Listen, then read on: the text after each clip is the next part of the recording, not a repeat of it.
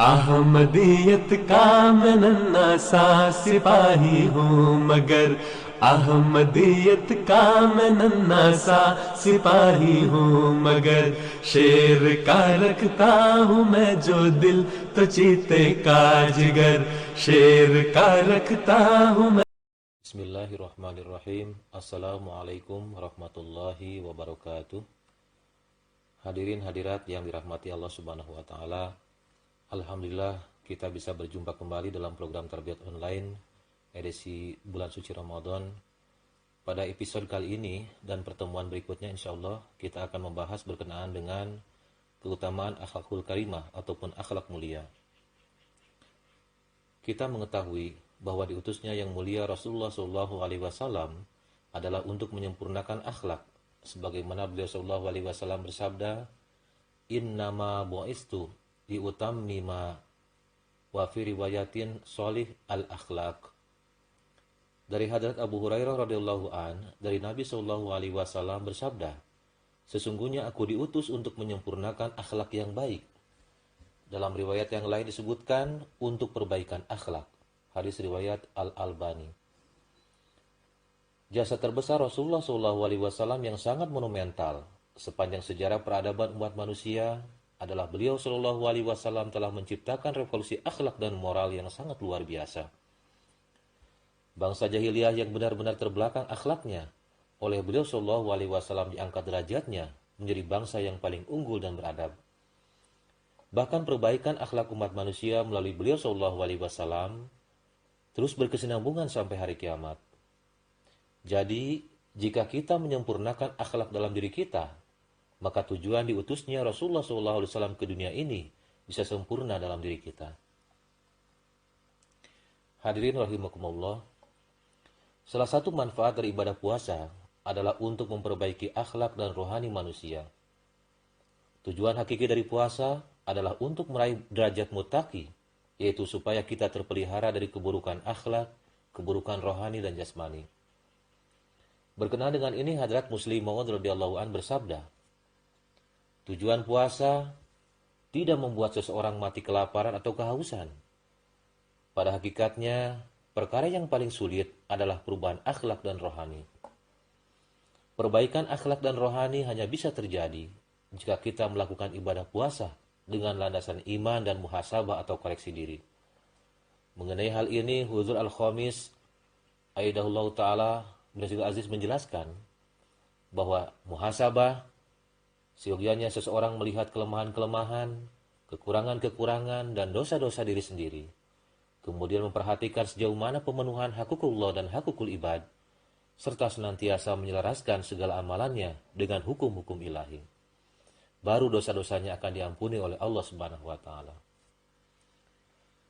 Hadirin yang berbahagia, untuk lebih memperjelas jauh mana kaitan antara ibadah puasa dengan pembentukan akhlakul karimah atau akhlak mulia, berikut saya akan sampaikan beberapa hadis dari Rasulullah SAW. Diriwayatkan dalam hadis Sahih Bukhari bahwa Allahumma sholli ala Muhammadin wa ala ali Muhammad kama shallaita ala Ibrahim wa ala ali Ibrahim wa barik wa sallim innaka Hamidum Majid.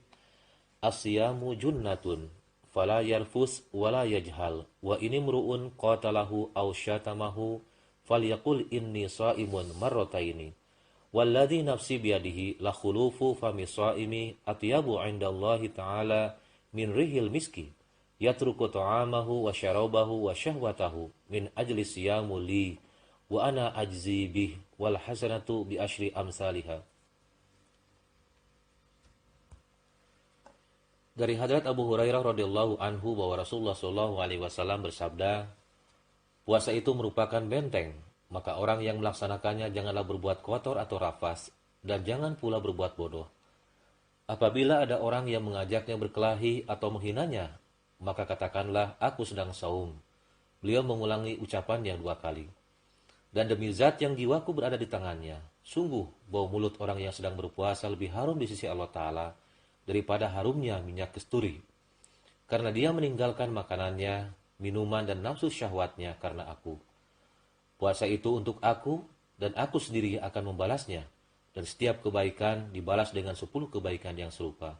Hadis riwayat Bukhari. Puasa bagi orang yang mengerjakannya merupakan ibadah yang akan menjadi benteng atau perisai. Dengan berpuasa, maka dia akan terlindungi dari keburukan-keburukan karena dorongan tabi'i dan hawa nafsunya. Puasa akan menekan dan membuatnya mengendalikan dorongan negatif untuk berbuat dosa, keburukan, maksiat, dan kemudaratan lainnya.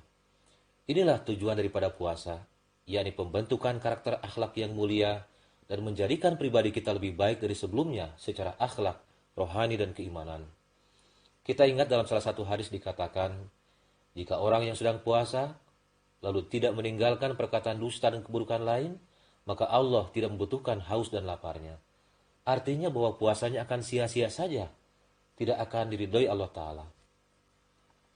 Dalam hadis tadi disebutkan bahwa ketika sedang berpuasa, di samping memperbanyak ibadah dan kebaikan, maka kita pun harus bisa menghindari akhlak-akhlak buruk yang bisa membuat ibadah puasa kita batal.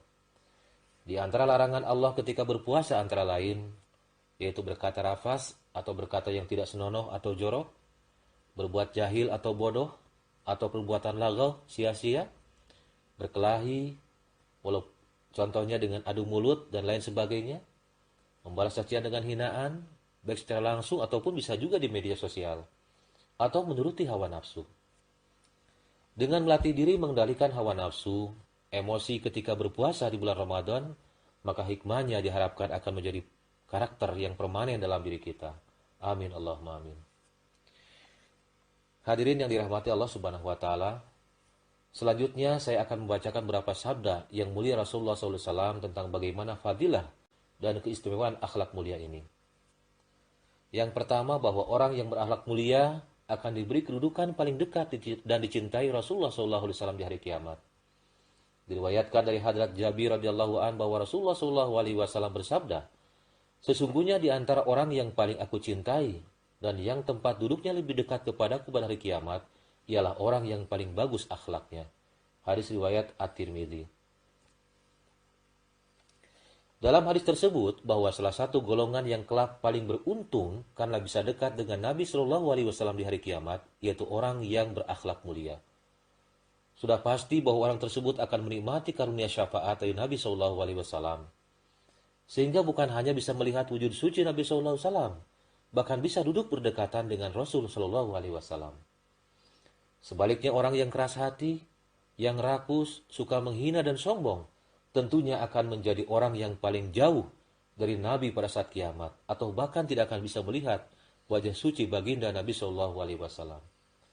Semoga kita termasuk dalam golongan orang yang dicintai Nabi Shallallahu Alaihi Wasallam dan meraih karunia tersebut. Amin. Hadirin yang mulia, keutamaan yang kedua adalah bahwa orang yang berakhlak mulia akan memberatkan timbangan pahalanya di sisi Allah Subhanahu wa taala. Kita mengetahui bahwa pahala puasa di bulan suci Ramadan akan dilipat gandakan 10, 700 kali lipat bahkan lebih. Apalagi orang yang berpuasa dan memperindah ibadahnya dengan kebaikan-kebaikan akhlaknya yang mulia. Tentunya nilai pahalanya akan sangat besar dan berat dalam pandangan Allah Ta'ala. Dalam hadis Sunan Abu Dawud diriwayatkan, Ma min syai'in asqalu fil mizan min husnil khuluq. Rasulullah SAW bersabda, tidak ada yang lebih berat dalam timbangan amal selain akhlak yang baik. Hadis riwayat Abu Dawud. Jadi, akhlak mulia adalah amalan soleh yang akan memberatkan timbangan kebaikan kita dan ibadah-ibadah kita di sisi Allah Subhanahu wa taala.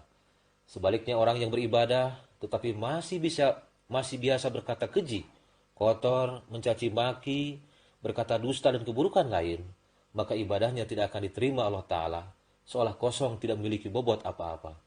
Karena ibadahnya sudah tidak murni, tetapi sudah dikotori oleh akhlak-akhlak yang buruk. Nauzubillah min dzalik.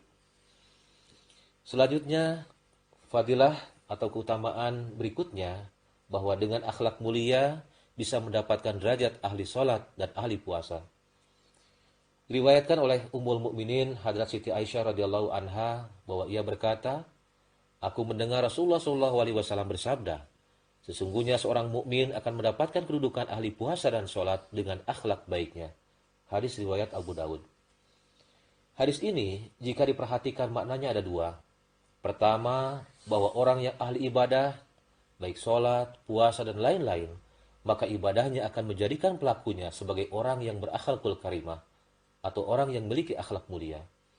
Dan yang kedua, bahwa orang yang berakhlak mulia, maka kebaikannya akan menarik rahmat dan hidayat Allah Ta'ala, sehingga dia akan diberi taufik untuk bisa beribadah dan mencapai qurub ilahi.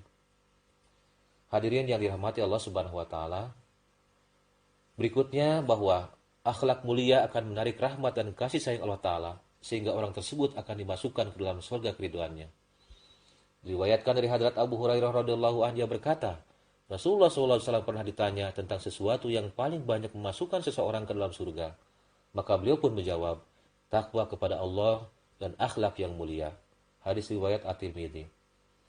Nikmat surgawi hakikatnya merupakan karunia dari Allah Ta'ala yang akan diberikan kepada tiap hambanya yang diridhoinya.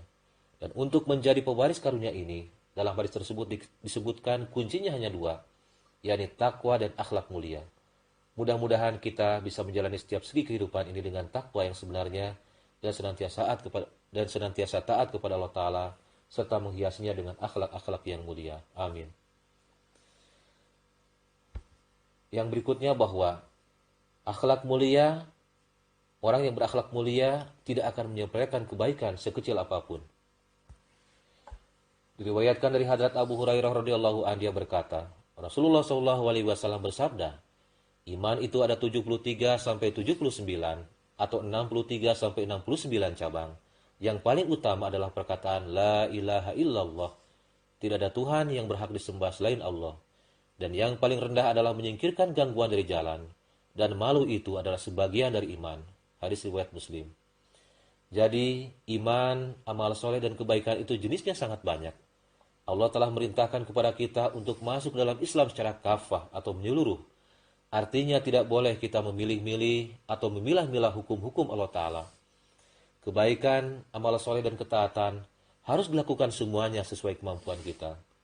Sebagai orang yang beriman, tidak layak bagi kita untuk menyepelekan satu kebaikan dan kebaikan lainnya. Kebaikan yang paling utama atau paling besar adalah menjaga kemurnian kalimat tauhid. Namun jangan pernah mengabaikan kebaikan sekecil apapun, walaupun hanya tersenyum kepada orang lain, atau menyingkirkan gangguan di jalan seperti batu, duri, dahan, ranting, atau apapun, supaya para pengguna jalan bisa melewati jalan dengan nyaman. Karena ini pun pada dasarnya termasuk kebaikan. Kita tidak tahu amal-amal apa saja yang kita lakukan yang akan diridhai Allah Ta'ala. Karena itu seyogyanya kita jangan pernah mahrum atau luput dari kebaikan sekecil apapun. Semoga kita senantiasa dikaruniai taufik oleh Allah Subhanahu wa Ta'ala untuk mengamalkan perintah Allah Ta'ala dan meraih ketakwaan yang hakiki dan akhlak mulia melalui ibadah puasa kita. Amin Allahumma amin. Jazakumullah ahsanal jaza wa akhiru da'wana alhamdulillahirabbil alamin. Wassalamualaikum warahmatullahi wabarakatuh. मैं जो दिल तो चीत का जिगर, दहर में इस्लाम का परचम उड़ाना है मुझे, दहर में इस्लाम का परचम उड़ाना है मुझे। इन मसाइब